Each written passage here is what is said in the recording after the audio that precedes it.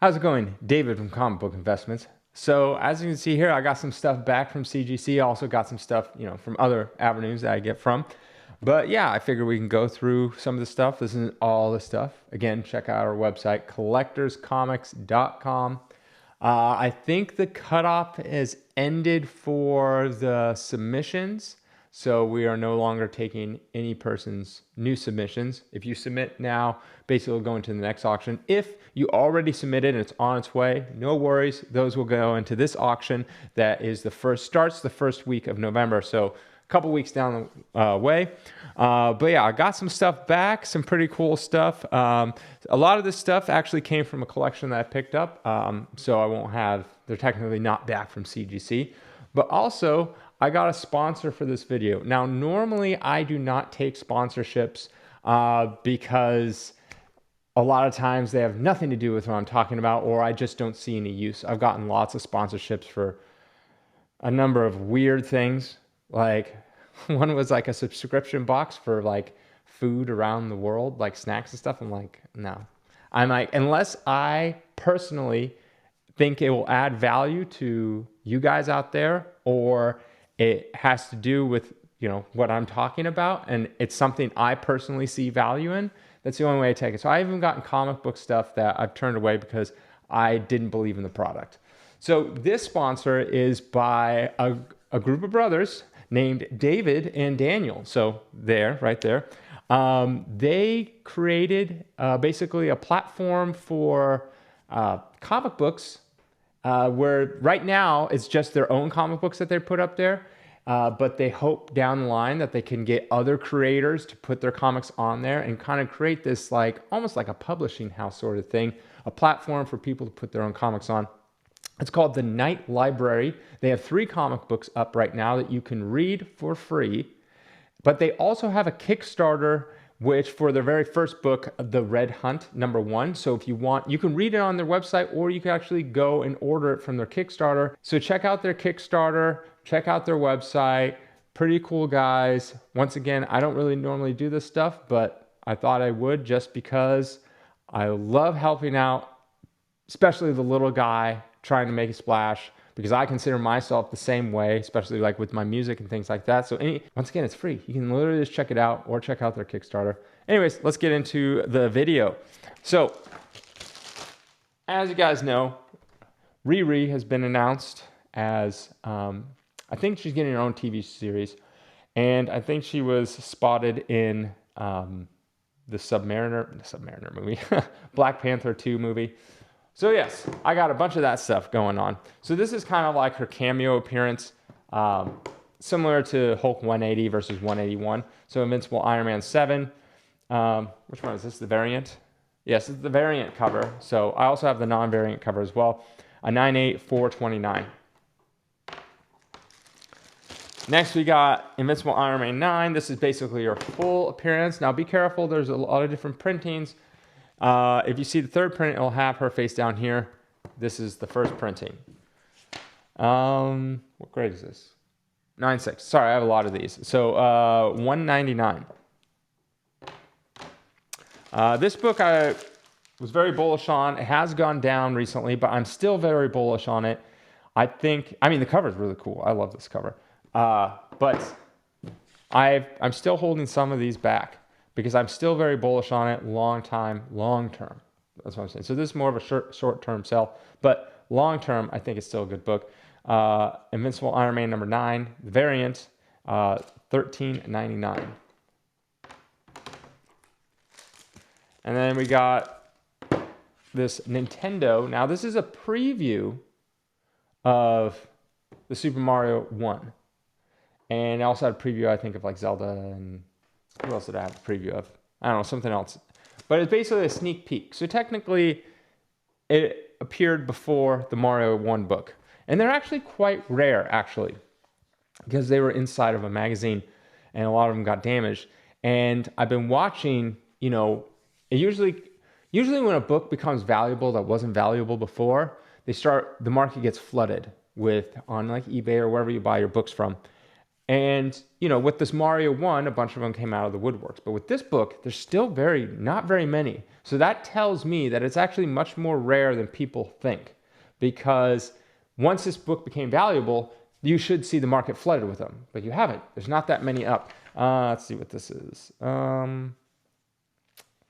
right, $9.99. Next, we got Super Mario Brothers number 1. A number 1.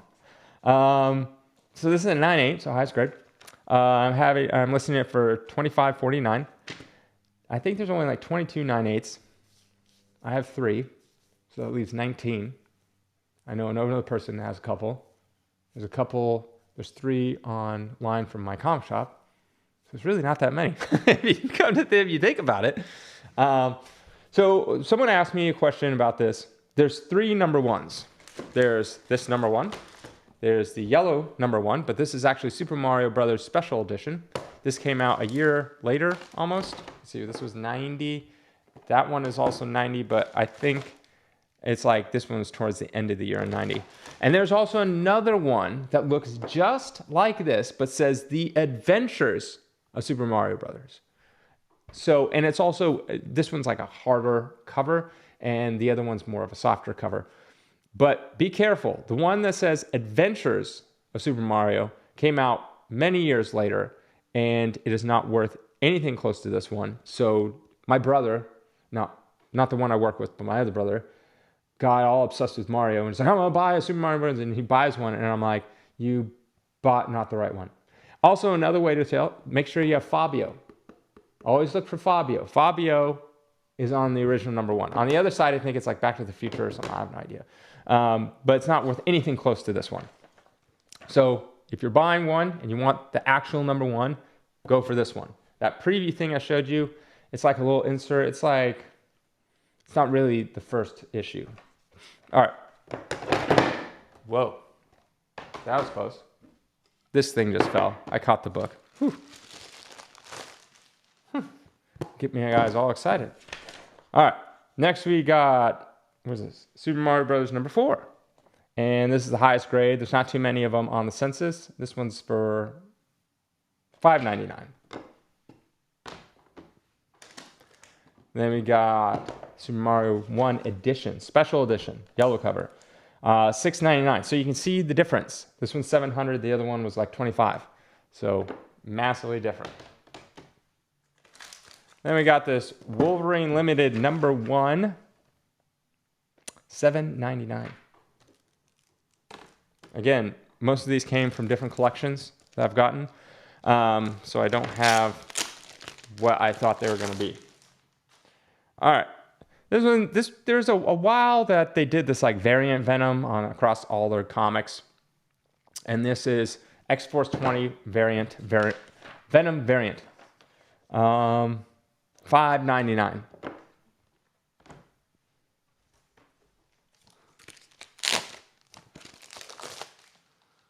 See here, we got Spider-Man's $7.98. This is the Kirkham sketch variant. $99.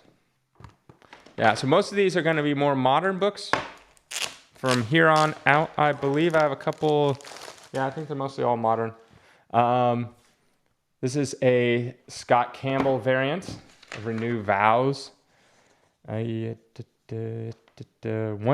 I always like Scott Campbell when he draws his women. This one I thought was a cool cover, so I decided to showcase it. This is the tan variant. Astonishing X-Men, $89. Another J. Scott Campbell. This is Smoking Gun. Now, there's multiple variants of this. This is just the run-of-the-mill variant. Nothing, I mean, it's special, but nothing too special. $249. There's also a platinum edition of this, and then a ruby edition of this. Now, I don't know how rare the ruby edition is. That's the top one. That's the one you want. It's pretty rare there. And I believe, if I'm remembering off the top of my head, one just sold a 9.8 for the ruby edition variant of this book. So for $7,000. That's expensive. Man. $7,000. I imagine it's pretty rare. I really don't know off the top of my head. Fantastic Four, George Perez, remastered. Make sure that's okay. $199. This is a book that was really popular many moons ago, but not so much anymore, but still a cool book. Infinity Gauntlet, #1. $219. I personally like this cover. When I first saw this cover, I thought it was a Simon Beasley cover, and I was like, oh, awesome, Simon Beasley. I love Simon Beasley. But it's not. It also looks like someone else, too. During like the 90s. So there's Simon Beasley that kind of looked like this, but then who is it? Sam Keith, kind of, but he didn't do painted covers like this. There was someone else during this time. Maybe you guys could, I want to say Ken something. During this time, like I'm talking about like the 90s, maybe early 2000s, there's a person that was very similar to this. And I'll show you the book so you know what I'm talking about. And I'm trying to think of his name. But I was like, oh, Simon Beasley. But then I was like, oh, wait, it's not. But this reminds me of Simon Beasley. Simon Beasley is a little more on the extreme side, which I like. But this still has that feel to it. Very cool. Kind of like a mix between Sam Keith. I think I'm saying his name. Keith? I think it's Sam Keith and Simon Beasley. That's what it kind of looks like to me. And this guy's name is Alex Horley, and it's the Horley variant. King in Black, $59. Shame it's so cheap. All right, we got Old Man Logan. We got Hulk on there, beating up everyone in his path. Old Man Hulk. This is the Virgin variant. I kind of find that funny how they call it Virgin. $199. Del Auto. Yep, this is Del Auto. Let me take this off. Del Auto variant, very cool. There's not a lot of Newton rings on this one. It's kind of annoying. Del Auto variant. $79. I like Del Auto. He's good. I had a couple of his original art pieces. I happened to get it at a time many years ago when he wasn't as popular. But yeah. I don't know what happened to this character. Maybe you guys can tell me. It was touted as this huge thing, and then it's kind of disappeared. I thought, honestly, when I first thought this, I thought it was kind of dumb. Just because it's like, it's a copy of two characters, and I really don't like it when they do that very much, because this makes it kind of like a monster, ununique. This is like the Hulk Wolverine hybrid thing. It kind of reminds me of like the Aliens franchise when they started like mixing a lot of things, and then you're just like, turned into like a B-rated horror franchise after that. Alien and Aliens were both very, very good. Aliens 3, is that the one where she went to the prison planet and the alien merged with the dog, but she actually was implanted with it? I'm trying to remember this movie. Ron Perlman was in it. And then Aliens 4 was the one where the alien goes, "Mommy," or something like that. It's burned in my head. Anyways, what am I talking about? Totally Awesome Hulk. Right? Is that what it is? Totally Awesome Hulk. Not Totally Awesome Hulk. $119. I don't know what happened to this character. This, what was it? Weapon H or something? Weapon H. I don't know. You guys, is this Weapon H still around? Is this still a thing, or is this only popular in 2017 when it came out? This is when Carol Danvers becomes binary. The new Captain Marvel's movie, or whatever it's called. Yeah, Carol Danvers is, she's not popular. Oh, sorry, Brie Larson. Brie Larson, not popular. There was it was D23, and they had a panel, and there were thousands of people at D23, and they had a panel, and anyone could go walk into this panel, and they had them like sit on the floor or something like that. I don't know if you guys seen this picture, but so she had a panel, and they're announcing Brie Larson is, Captain Marvel, come to her panel, and she's going to talk about the new movie and whatever you want, question and answer, all this kind of stuff. You'd think as a fan that'd be like, awesome, dude, I get to hang out with the Brie Larson. They have a picture of it. It's like 20 people, 20. I don't mean this as like a pat on my shoulder or anything like that. But if I went to a Comic-Con, I'm sure there'd be 20 people that would probably come to my question and answer. I don't mean that in like a braggadocious way. I mean that as in like, that's sad for her. Like that only 20 people like showed up to her panel that was announced. That was like on the list. It wasn't like a surprise. It was like, we're going to have this, and then we're going to have this, we're going to have, and at 1 o'clock, well, Brie Larson, blah, blah, blah. And no one showed up. And then I think it was after that, she did that kind of like quick little interview where a person's like, oh, how long are you going to play Captain Marvel? And she's like, I don't even think the fans want me to be it, because it was after that event. Because no one showed up for her, no one. And that just goes to show. And here's another thing. Sorry, I'm going on a rant. I'll swing this back around to comics. If you look at Marvel Superheroes 13, that's technically the first appearance of Captain Carol Danvers, which is her more expensive book. She was later Captain Marvel. She turned, or Miss Marvel, and I'm blanking now. What's it? In Captain Marvel 17, she gets the powers from Captain Marvel. Was it Miss Marvel 1 that she actually becomes Miss Marvel? And then she doesn't become Captain Marvel until like, I don't know, years later. Anyways, I'm spacing. Was it Avenging Spider-Man number 9 that she becomes Captain Marvel, like the title? Anyways, Marvel Superheroes 13s. You look at that comic, I'll probably do a video on it, but how crazy it is. So, got really popular when the movie came out. I don't know when the movie came out, like 2017 or 18 or something like that. Obviously, the hype. And then it starts going down. A lot of times that happens between movies, but it especially went down because even though the movie made $1 billion, people really didn't like her. So, started going down. But then pretty much every key comic book during the comic boom shot up to new heights. Even if it was on its way down, it shot up to new heights, especially knowing that she's getting a second movie. And at the time, I think it was called Captain Marvel 2. They later switched to the Marvels.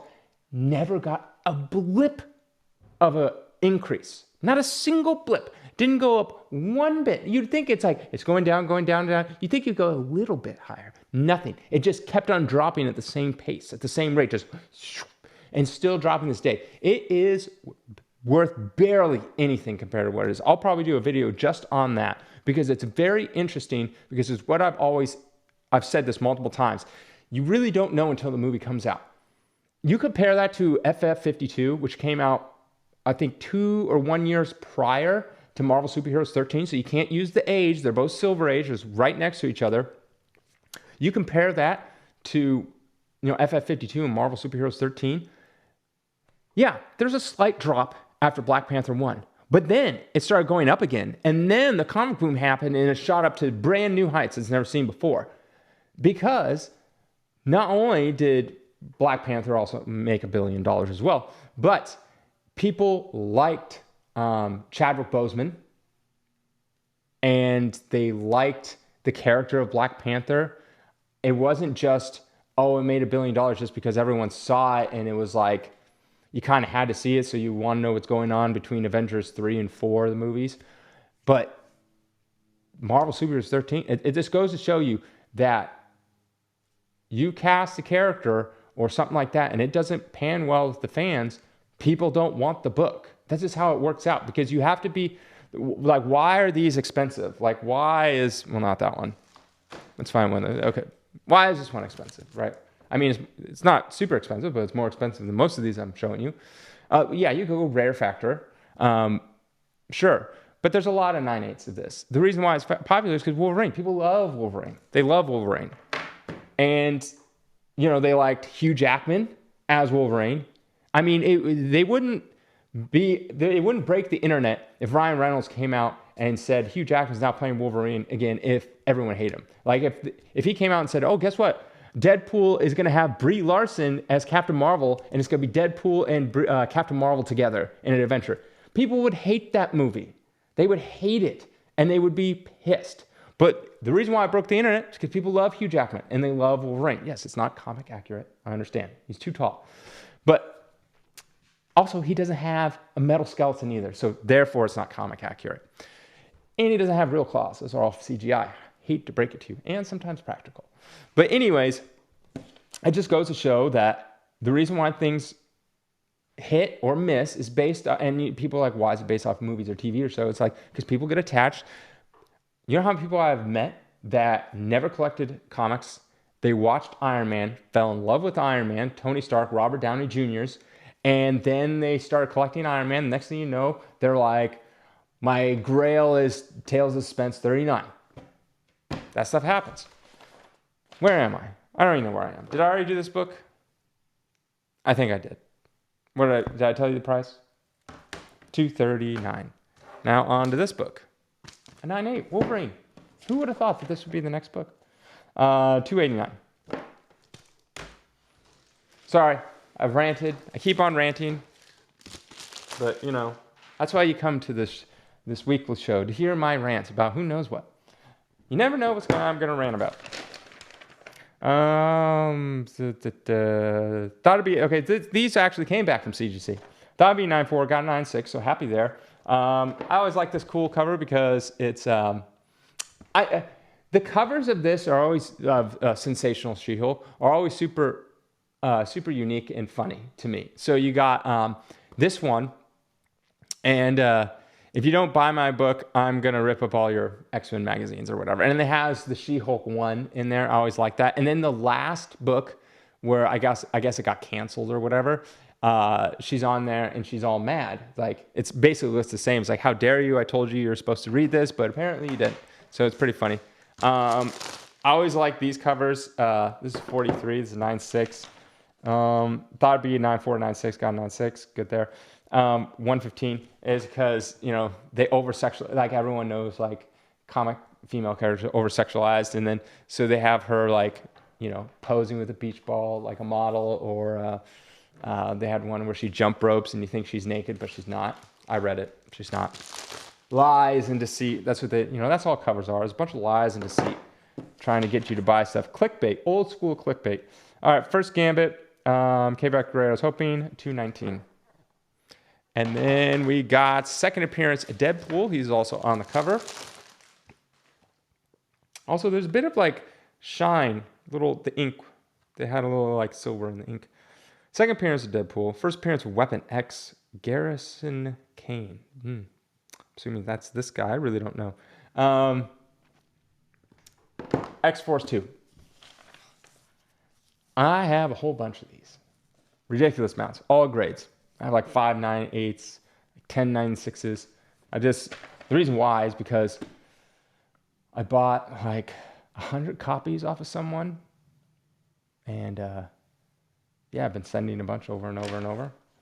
Anyways, 9.8. K-Back Gray, I was hoping. $79. Yeah, they're not that expensive for the second appearance of Deadpool. Very interesting to me. I think also it was during this time that they overproduced that book, and supply and demand issues. There's not enough demand. I think there's way too much to supply for it. But that will be it. Have a great day.